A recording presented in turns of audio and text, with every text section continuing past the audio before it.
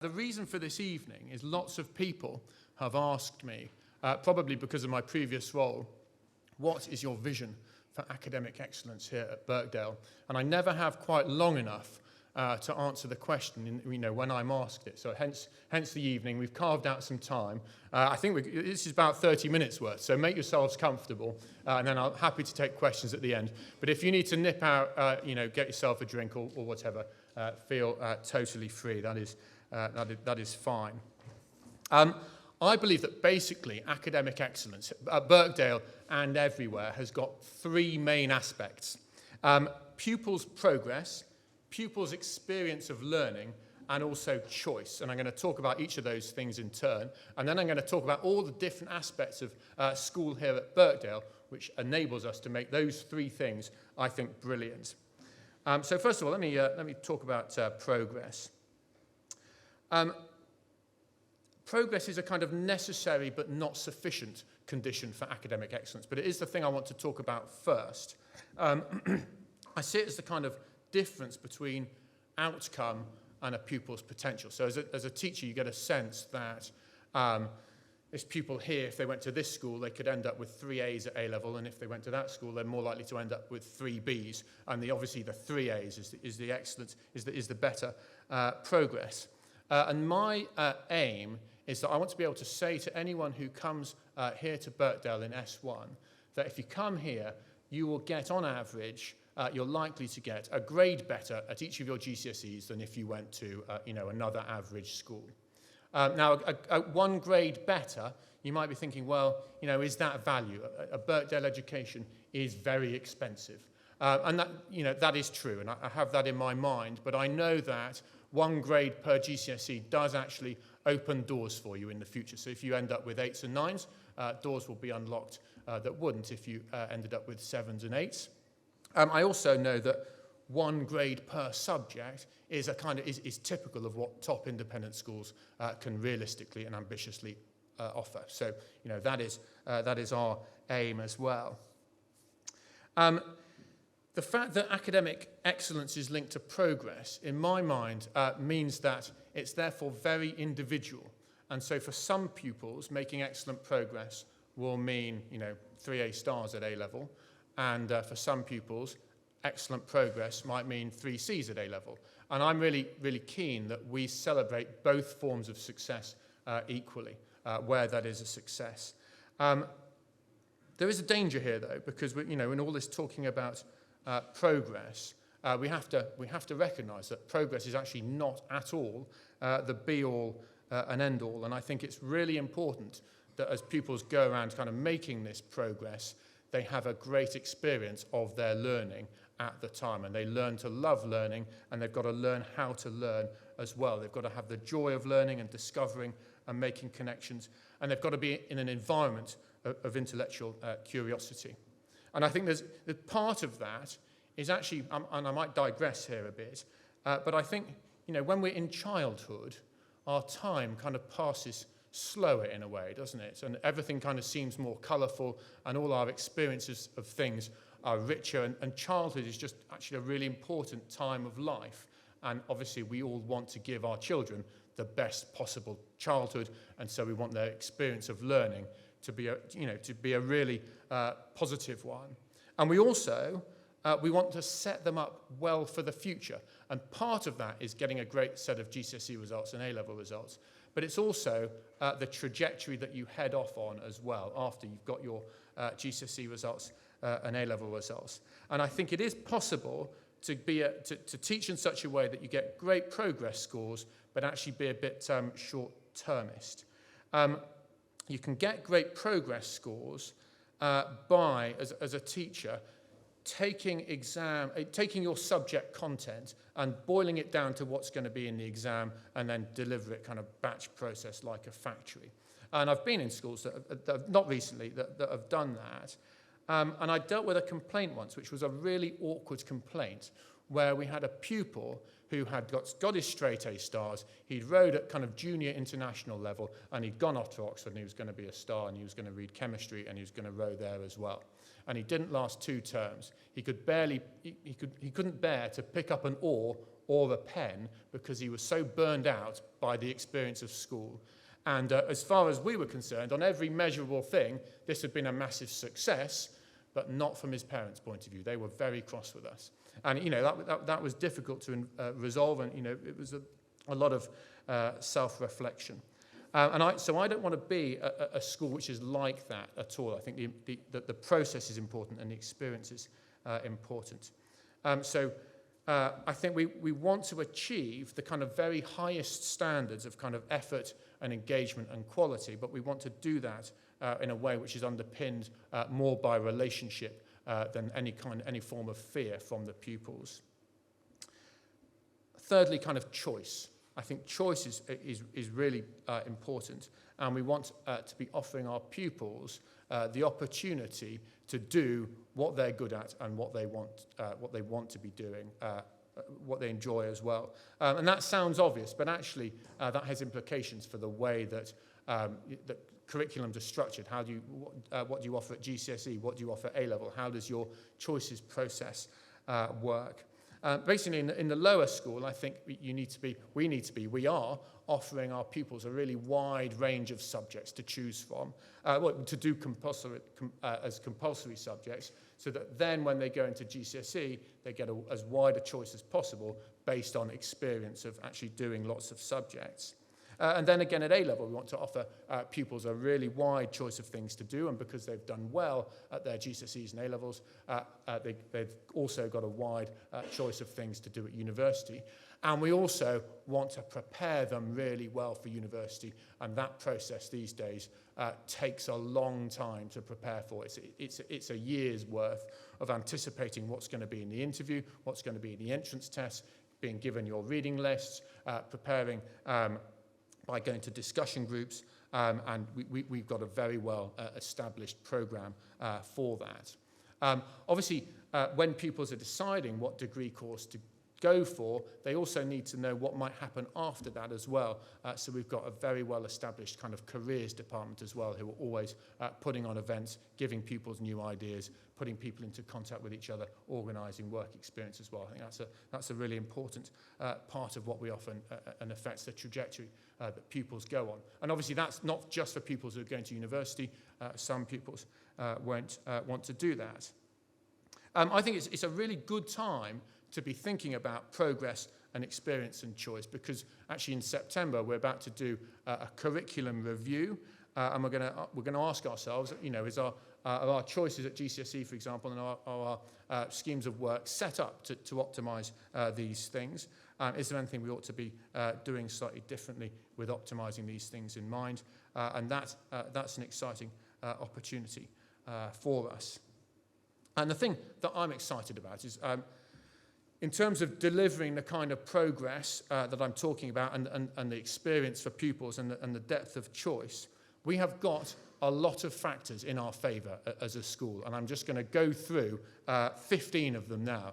So make yourselves comfortable. And as I say, if you need to go and get yourself a drink halfway through, that's totally fine.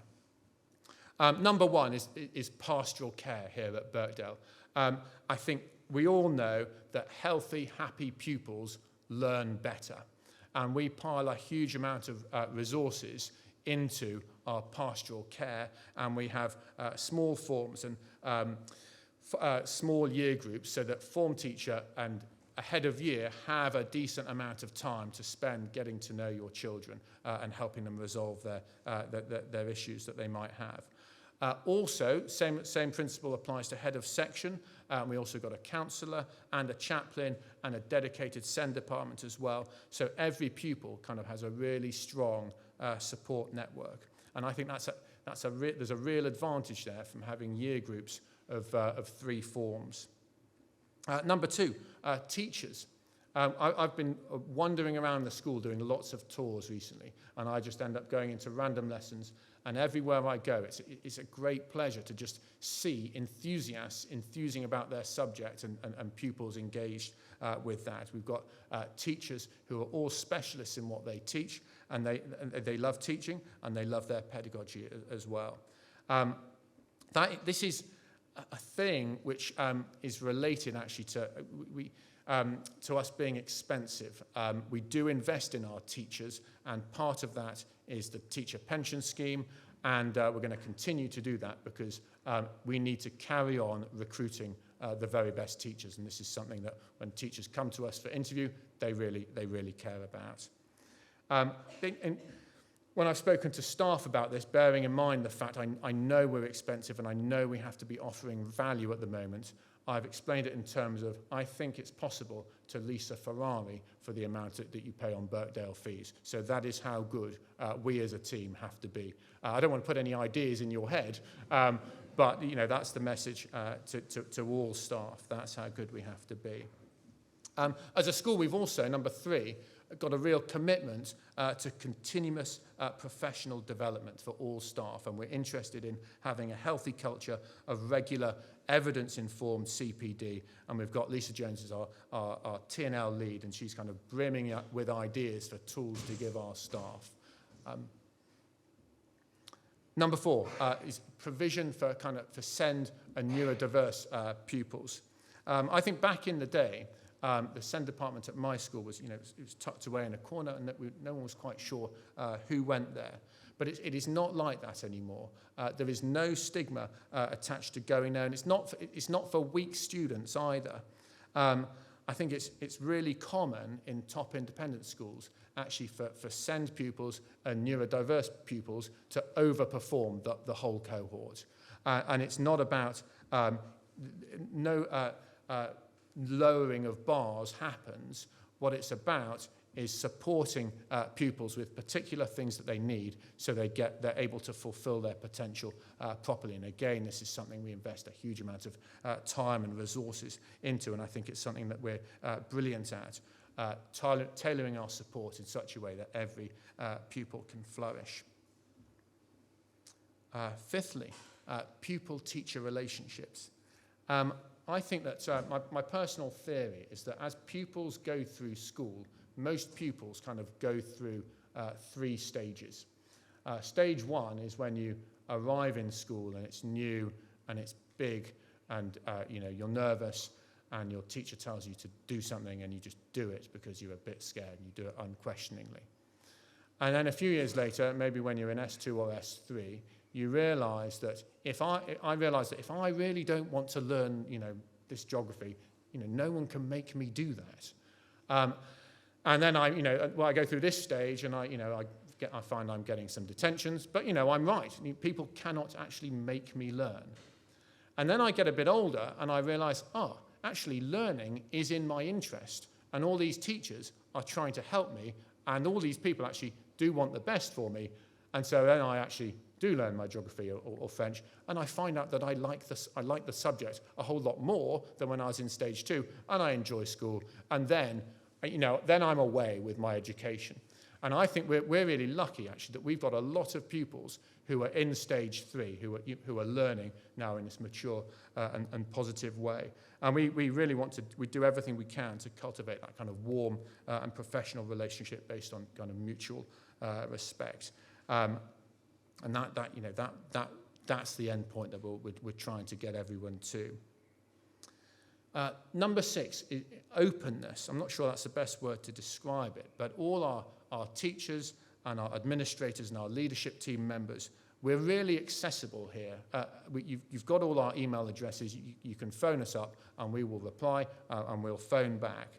And we're absolutely dedicated to working really closely with you, and I think that's how to achieve success for your children when we are aligned, especially through those kind of difficult teenage years as well. I was talking to all new parents coming into S1 in the 6th form yesterday, and what I was talking about was mutual trust, mutual support, and mutual communication. And I could tell that that message was well received. Related to that, we're kind of really reflective about our kind of reporting systems, the information that we're giving you all the time. I'm really keen that we report on pupils' academic progress regularly and really clearly. And as technology changes, it's changing very fast, I think we will keep under review what is the best way to do that. I'm also really reflective on kind of parents' evenings as well. and I may have asked some of you here, which do you prefer out of the online ones and the in-person ones? I know there's advantages to both, but I think given that it's really important that we work together, that's a thing we keep under review as well. Number 7 is curriculum. Right from the start of S1, we have curriculums that are kind of rich and rewarding. And I suppose one of the tests that I have that in my mind for that is that, when your child comes up into S1 and their friend from primary school or prep school goes somewhere else, and you're driving them off to a birthday party and they're both in the back of your car, and you can overhear them talking about maths, you want your child to be doing something which is more advanced and more interesting than that other child. And that's what we are about as well. Class sizes.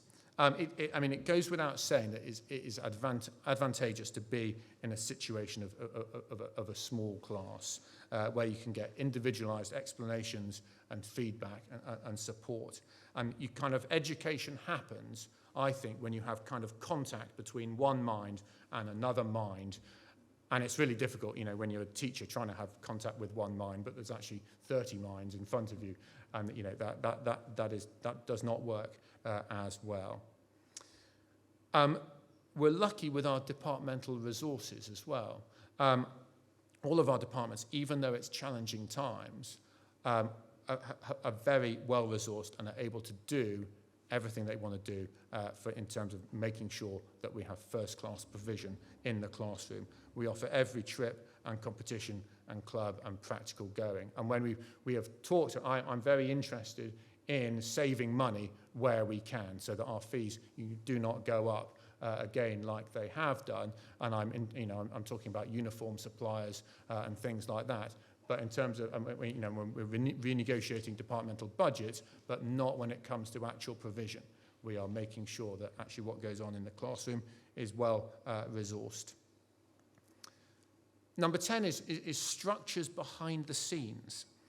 We're really reflective about our kind of academic systems and optimizing them for pupil progress. And this sounds quite boring, but systems for setting homework and recording what pupils have to do, whether they take responsibility for writing down things themselves or whether it's recorded somewhere. I am interested in that, and that's a thing we're going to keep thinking about together.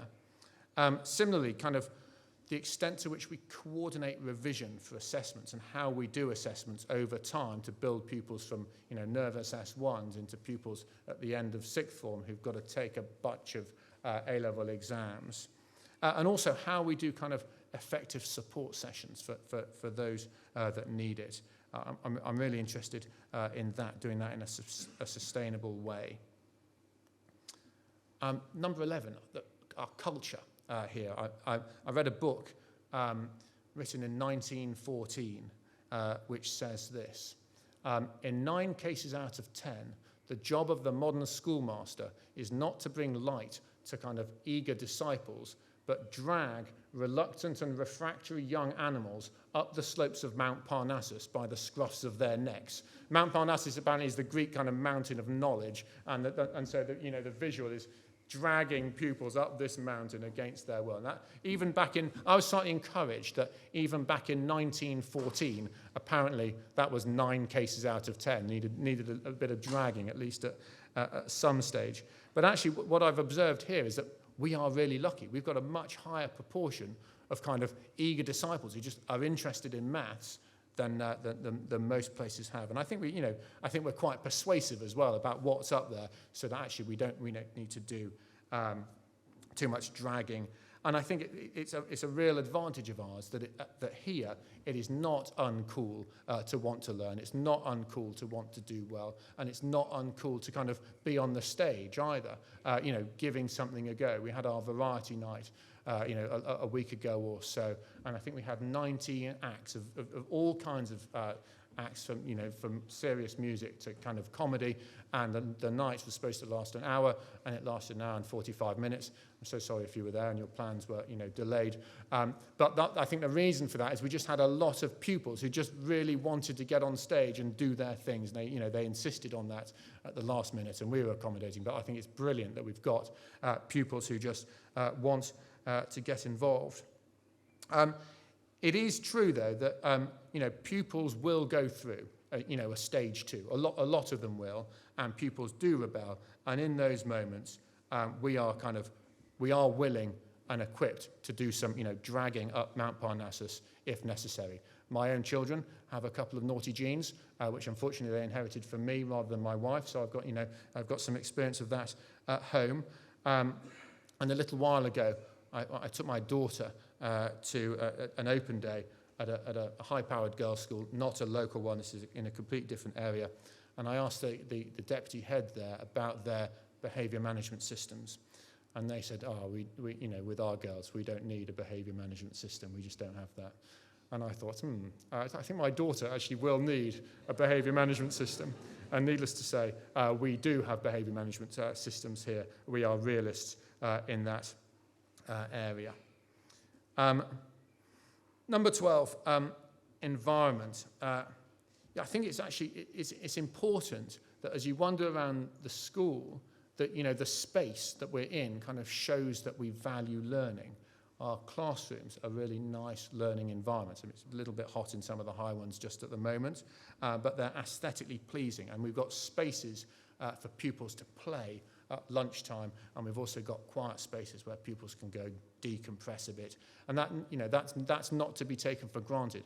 I think actually a lot of lower school pupils, if they spend their lunchtime charging around the Johnson playground, the play area, playing tick and hide and seek, they actually learn quite a bit better in the afternoon than if they'd been sat in a form room.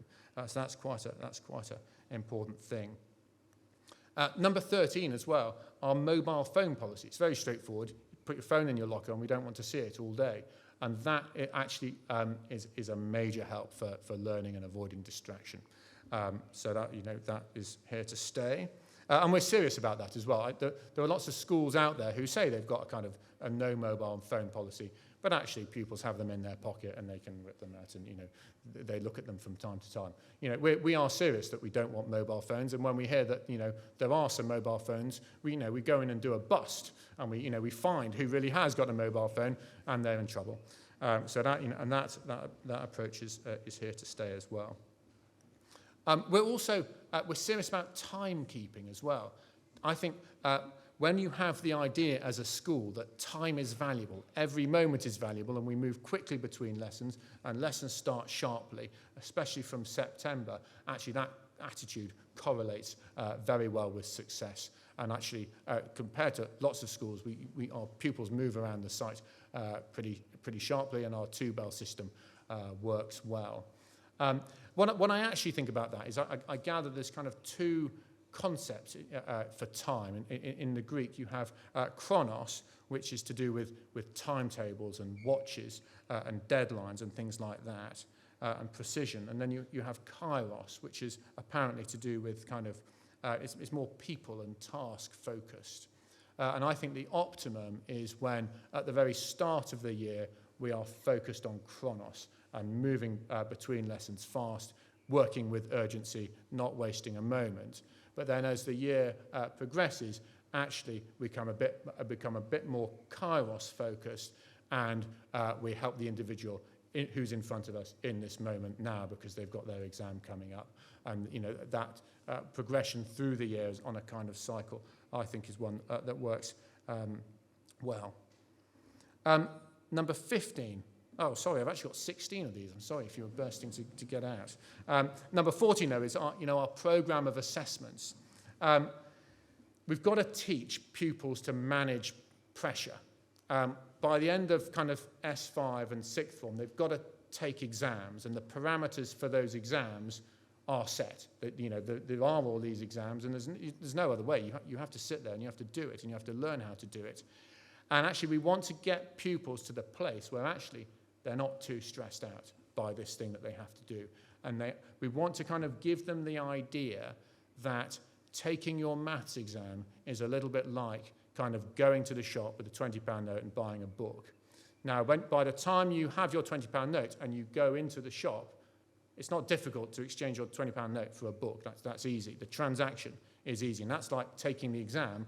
The £20 note is like your knowledge that you take into there. It's very difficult to get the book. You can't have it if you don't have the money. The difficult thing was getting that money in the first place, earning the money, doing the work over the last 5 years. But once you've done that, you're ready for the exam, nothing to worry about. We also, 14 and 15 are related. We put these two together. To help pupils be ready for exams later on, I'm interested in when we finish teaching content. And I think it's a good thing, where possible, to finish teaching content quite early. And so that if you finish, for example, by February half term, you've then got a whole load of time to do built-in revision. And there's lots of kind of teaching theories on why that's a good thing from a learning point of view. But actually on a stress point of view for the pupils, it's the opposite of what I got at school, which was finish our teaching just before we go on study leave, and the teacher who feels a little bit bad about that then gives me a mountain of past papers which I need to do before next Friday exam. And we are aiming to get our teaching of content finished as early as possible. That is not to say it's going to be possible to finish teaching content by February half term in most or any subjects in the near future, because obviously that planning requires a long run-in. But that is something an idea which will feed into our curriculum review next September. So those are the 15 things which basically all occurred to me quite quickly when I sat down to think about this. And what we've got is a mixture here of things that we already do and things which are just in my mind, which I'd like to investigate in the future. But I am really excited to kind of be working on this with you, because I know that you're so invested in this as well. And I've also got a bit of news hot off the press, which is quite exciting as well on this. Which is related to the sad news that that Mr. King is moving on. He's got his own headship, so he's leaving at the end of this term. And Mr. Bex is being promoted into the position of senior deputy, but we've appointed a new deputy head academic, who is an experienced deputy head academic down at Portsmouth Grammar, which is a high-powered school. She's been doing that for many years. She's a person who has taught at Birkdale before, and she loves the school, and she's delighted to be back. And so she's going to be a great ally in kind of helping us think about all of these things which I've spoken about in the future. She's going to be arriving in January. I actually got a message from an old friend of mine who I haven't actually spoken to for years. He runs a kind of consulting company who trains senior and middle leaders in independent schools around the place. I haven't actually asked him, but I hope he doesn't mind me reading you the message that he sent me kind of out of the blue after years of no contact. He said this: "Hey Ben, not sure if you're still using Signal." Unfortunately, I am. "Hope all is well, and the new role is going well too." Yes, it is. "I just heard about the new appointment. She is absolutely thrilled, and you've got yourself one of the very best there. I promise you, she is the best deputy head in my current team by a country mile, and she has been absolute class for me all year. Well done, awesome appointment. She is capable of just about anything. Strong arm, strong arm, strong arm. Star, star, star, star, star." So anyway, we're very pleased with that appointment. We're excited. But anyway, thank you very much indeed again for coming.